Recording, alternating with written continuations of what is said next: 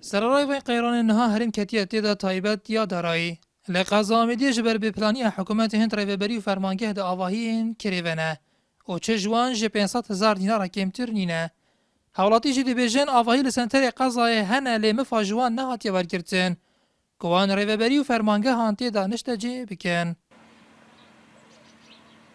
حكومة الشتاء مثلا جهة هايم كتاتيبا أبا مثلا بناء تحريقية صلوها مش كتكينا راخروات حزبي بلو راخروات حزبي بنا نفلقيتو بنا نفلجنيزو دوية حكومة ديش إيجوري ذا كابل ما أو إيجورو دنا مولات عالمي بلو بو حكومتي بخوب منن ها جينا وعاكي تشوك سوزيا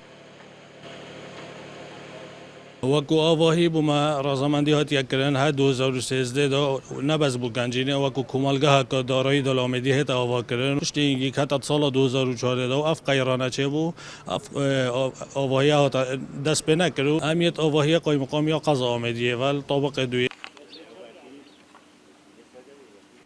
آبورناسک جی اگر اوه چنده هر جبوی به پلانی حکومت و دیرنیتن کو به ایک جار کتیه ده قیران دارایی دا و نشیه چاوانده پاره که لخو زیده کت. اگر حکومت پلان کو دارشتی هبا و اف بنا تبان ملکی حکومت دم برفره آبوری دا اف آوای هات بان آوای کردن و بو حکومت زفری بان اف اجاره ند دا و دهات کی زور دا بو خزینه گشتی حکومت زفریتن جبر هند نبونا پلان اف کارت کردن و کره کو حتان که نشان اوان يعني حكومات يا زنگين نبيش دام و دزگاه و بنایت آوایت حکومی دا.